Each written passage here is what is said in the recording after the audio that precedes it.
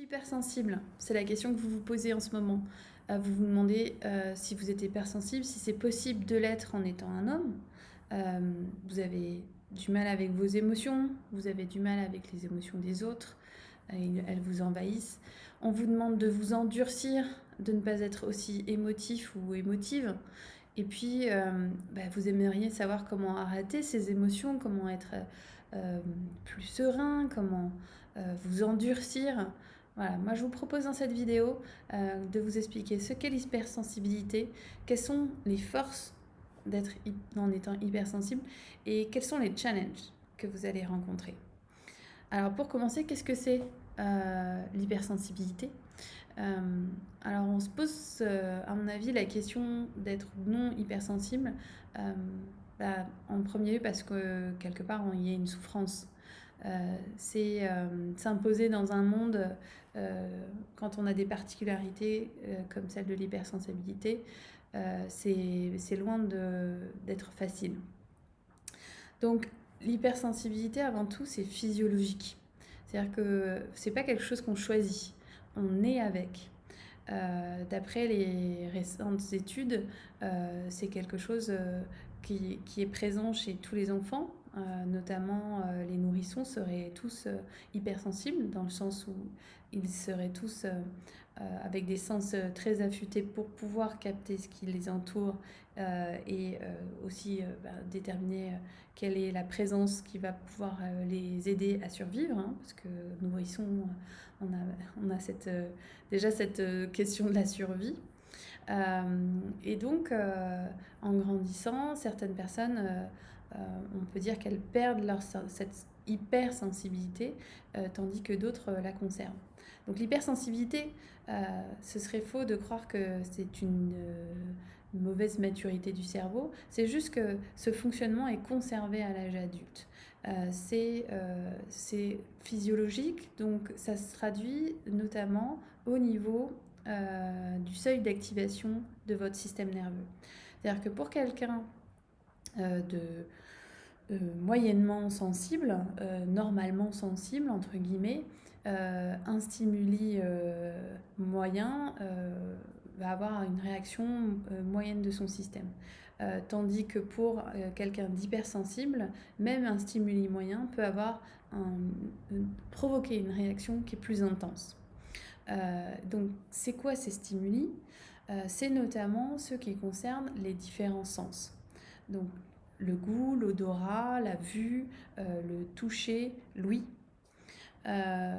Donc, concrètement, à quoi ça peut ressembler? Eh ben, ce sont par exemple des personnes typiquement pour qui les étiquettes grattent, qui ne supportent pas de porter de la laine, qui ne supportent pas certains bruits, pour qui les lumières vont être trop vives, pour qui certaines textures, quand on mange, sont désagréables.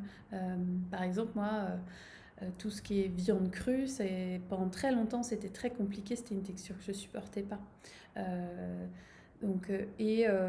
Voilà. Et au niveau du toucher, ça va être aussi voilà, ne pas supporter la laine. Donc ça, je l'ai déjà dit. Qu'est-ce qui me manque comme sens?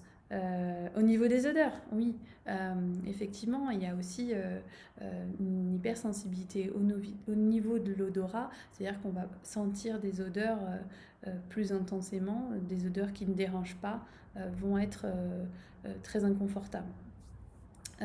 Comme exemple, moi, les odeurs de parfum très sucrés, ça me dégoûte. C'est vraiment quelque chose avec lequel j'ai du mal.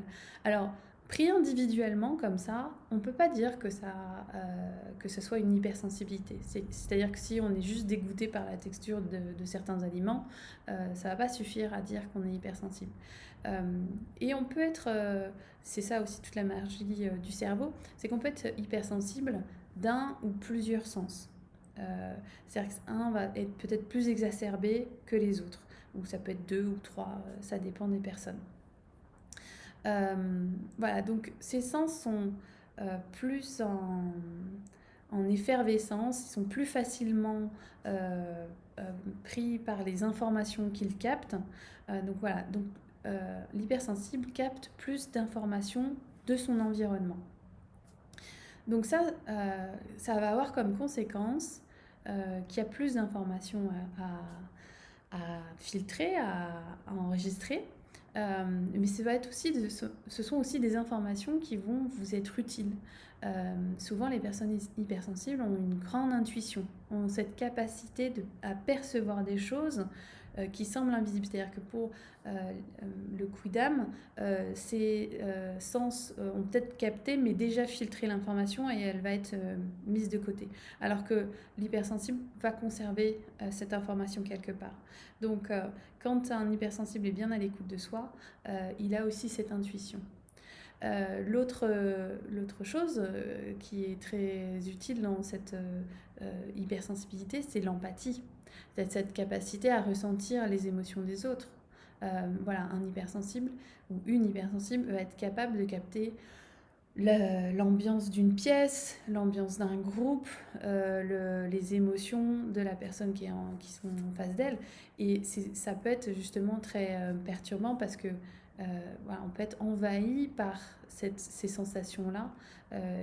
Et donc tout le challenge, on va le voir après, ça va être de faire la différence entre ses propres émotions et celles des autres. Et, oui, celles des autres. Donc deuxième point de l'hypersensibilité, c'est l'hyperémotivité. C'est-à-dire que les émotions chez les hypersensibles sont plus intenses. C'est reconnu, c'est comme ça. C'est pas du flan, c'est pas des caprices, c'est pas être huluberlu, parce que bien sûr, il y a les émotions inconfortables comme la peur, la colère, la tristesse qui peuvent être plus intenses, mais ça peut être aussi dans la joie, dans cet enthousiasme. Et donc on pense souvent que les hypersensibles, enfin certains en tout cas, peuvent être taxés de cyclotimiques, ou voilà, on ne comprend pas très bien comment ils peuvent passer des rires aux larmes aussi rapidement.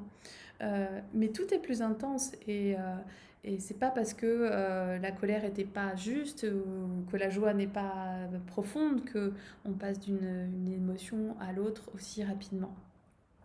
Mais c'est une réalité. C'est-à-dire que c'est tout comme les sens, le seuil d'activation de votre système nerveux étant plus bas, ben vos émotions vont commencer plus vite et prendre beaucoup plus d'ampleur. Donc voilà, je dirais toute la différence entre un hypersensible et quelqu'un de sensible, ben c'est toujours une question d'intensité. Les autres personnes qui ne sont pas hypersensibles sont en général aussi sensibles. Il y a aussi des personnes qui sont hyposensibles, ça arrive, notamment, je l'ai appris récemment, certaines personnes qui sont dans le spectre autistique, voilà, sont hyposensibles, c'est-à-dire elles réagissent moins à leur entourage, à leur environnement. Et donc, voilà, c'est toujours une question voilà, d'intensité. C'est pas tout ou rien, c'est pas on fonctionne complètement différent, c'est juste que cette intensité est plus grande, ce qui fait qu'on ressent pas les choses de la même manière. Et ça, c'est un truc qui me semble indispensable à comprendre dans l'hypersensibilité, c'est que vos émotions, elles sont plus intenses, mais elles sont toujours correctes, elles sont toujours justifiées.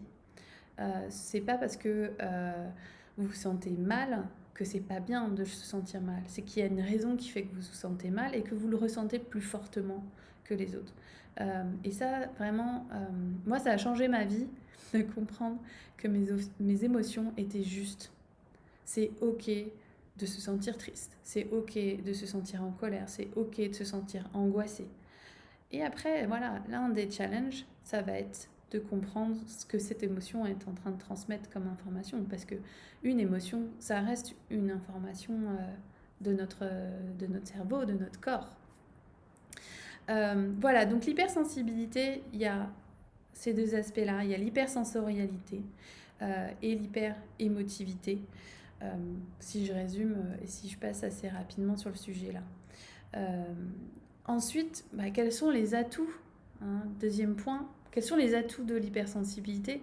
Alors, comme je l'ai rapidement évoqué, pour moi, il y a cette intuition qui est là, qui est présente, qui permet de comprendre des choses, d'avoir des idées qui vont vous permettre d'être plus créatif. Il y a cette hyper-empathie qui fait que vous êtes capable de comprendre vos proches, de comprendre les gens avec qui vous travaillez. Ça va vous aider à avoir un lien. Vous êtes des personnes avec cette capacité à entrer en contact avec l'autre. C'est une intelligence émotionnelle. Alors, la plupart des hypersensibles, voilà, ayant des émotions très intenses, vont réussir à capter ce qui se passe. Et voilà, l'hyperempathie, c'est un des critères de cette intelligence émotionnelle. Quand on se débat un peu avec ses émotions, c'est souvent qu'il y a une partie de l'intelligence émotionnelle à déployer encore, à comprendre, et c'est possible de capter ça. Moi, j'ai appris à écouter mes émotions, à les accueillir et à comprendre les messages qu'elles avaient à donner. Donc, c'est pas figé, cette intelligence émotionnelle. Et puis, finalement, l'hypersensibilité, parmi les atouts, pour moi, c'est une vie qui est riche en couleurs, c'est une vie euh, avec plus d'intensité. Donc, voilà, en général, les personnes hypersensibles, elles ne passent pas totalement inaperçues à partir du moment où elles osent un peu être elles-mêmes, où elles osent prendre en compte cette partie-là d'elles-mêmes. Et donc, les challenges, le premier, je dirais, c'est d'oser être soi-même, c'est d'oser entendre ses besoins particuliers, puisque les hypersensibles, ça représente 15 à 25% de la population. Donc ce serait plutôt autour de 15-20 aux États-Unis, et puis plutôt autour de 25% en France, donc qui est plutôt une bonne nouvelle. Donc vous êtes loin d'être seul à être hypersensible, et ça veut dire qu'a priori, vous connaissez forcément quelqu'un dans votre entourage qui l'est aussi. Et toute la question, ça va être de savoir si vous assumez cette partie-là de vous, ou si vous essayez de rentrer dans un moule pour être correct par rapport à la société. Parce que vous êtes peut-être au courant, mais dans notre société, en tout cas en entreprise, les émotions n'ont pas trop le droit de citer. C'est pas un endroit où on s'attend à être dans l'émotion. On peut être dans l'émotion au cinéma, dans les concerts, parfois en famille, et parfois pas non plus en famille, ça arrive également. Mais en tout cas en entreprise, voilà, le modèle actuel, le modèle dominant, c'est celui de l'homme qui se tient droit, qui est flegmatique, et qui garde son sang-froid dans toutes les situations. Donc forcément, quand on a des émotions intenses et qu'en plus qu'on capte celles des autres, qu'on capte l'ambiance générale, c'est loin d'être un encéphalogramme plat chez nous. Ça va plutôt être effectivement les montagnes russes, et ça va être aussi souvent très challengeant. On va chercher peut-être à contrôler ces émotions pour éviter qu'elles sortent d'une façon qui ne nous conviendrait pas. Et c'est là où on fait quelque part une erreur, parce qu'en voulant contrôler ces émotions, on les restreint, on n'écoute pas ce qu'elles ont à dire, et souvent elles vont sortir d'une façon complètement à côté de la plaque. C'est un peu l'effet cocotte-minute. C'est-à-dire que plus vous allez retenir votre émotion, plus vous allez vous dire non mais c'est bon, c'est pas grave, je vais le faire ce qu'il me demande, même si ce serait à lui de le faire. Ça voilà, vous le dites une fois, vous le dites deux fois, et on pousse dans la cocotte minute, on essaye de faire de la place, on met bien la pression, et à un moment donné, la cocotte minute, quand elle est pleine, quand la pression est à son maximum, ça explose. Et quand ça explose, ça veut dire aussi que vous ne maîtrisez pas le tempo, vous ne maîtrisez pas l'intensité, vous ne maîtrisez pas la direction de votre message.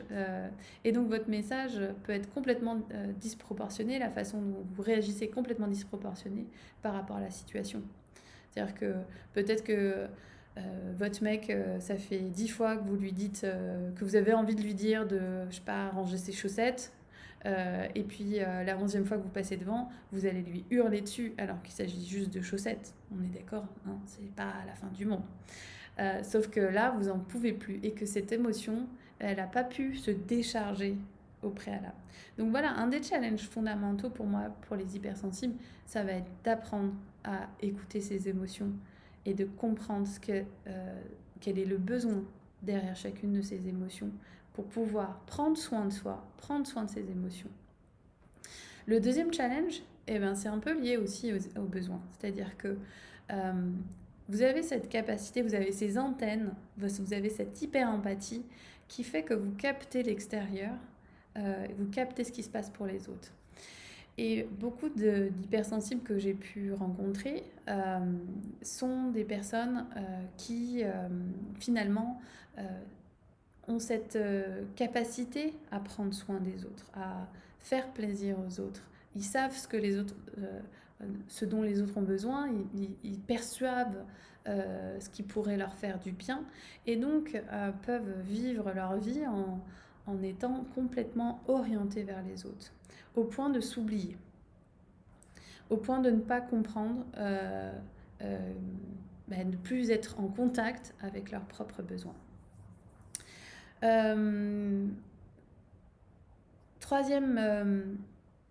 Troisième challenge, je dirais, c'est faire la différence entre ses émotions et celles des autres. Comme on capte tout ce qui se passe dans l'environnement, ce qui peut se passer par moment, c'est ressentir à l'intérieur de soi quelque chose, une émotion qui ne nous appartient pas. Récemment, ça m'est encore arrivé. J'attendais pour prendre l'avion, j'étais à l'heure, tranquillement, j'attendais même l'embarquement, donc voilà, j'étais avec mon livre, j'avais un rendez-vous mais beaucoup plus tard dans l'après-midi, j'avais pris de l'avance pour que justement ce soit pas le rush pour moi, et puis tout d'un coup j'ai commencé à me sentir vraiment mal, vraiment stressée, vraiment genre vite, il faut que ça aille plus vite. Et maintenant que je suis habituée à écouter mes émotions et à me demander d'où elles viennent, j'ai compris que ça venait pas de moi, puisqu'il n'y avait pas de raison pour laquelle je sois stressée. Et puis, donc, j'ai levé la tête de mon livre et puis j'ai regardé autour de moi dans la file d'attente. Et là, il y avait une dame juste à côté de moi. Qui de l'extérieur paraissait pas forcément non plus stressée, mais juste en la regardant, j'ai saisi que c'était elle qui avait un rendez-vous, c'était elle qui était pressée. Et ça m'a permis de me dire, ok, cette émotion-là, elle m'appartient pas. Donc ça peut arriver comme ça assez soudainement, mais c'est aussi le cas quand vous avez des interactions plus directes avec les personnes. Voilà, moi je me rappelle d'une fois aussi où ma chef m'a dit « Virginie, tu ne peux pas avoir raison seule contre tous ». Ça m'a mis énormément en colère. Et j'étais prête à batailler. J'étais là prête à lui dire « Mais bien sûr que si, et comment il a fait Galilée est-ce qu'il n'était pas seul à avoir raison contre tous ceux qui croyaient que la Terre était plate ?» Enfin bon, voilà. C'est bien arrivé plusieurs fois quand même dans la vie. Et encore une fois, à ce moment-là, j'apprenais à faire cet effort-là de « Ok, c'est quoi comme émotion ? Ah, c'est de la colère. Ouais, je suis bien en colère. Qu'est-ce qu'elle vient de me dire, cette colère ? Et que c'est pas juste, c'est pas ma vision du monde. Très bien. Et en fait, c'est la vision du monde de ma chef. Ok, mais ça aussi, ça lui appartient de voir la vie de cette façon-là, de croire qu'il faut se conformer, qu'il faut être du côté de la majorité. Et waouh, très bien, c'est son combat à elle, c'est pas le mien, et voilà, je peux passer donc à autre chose. Voilà, je crois que j'ai fait le point sur les atouts, sur les challenges. Alors moi, je suis Virginie Cotel, je suis coach certifiée pour les personnes hypersensibles au potentiel ou multipotentiel.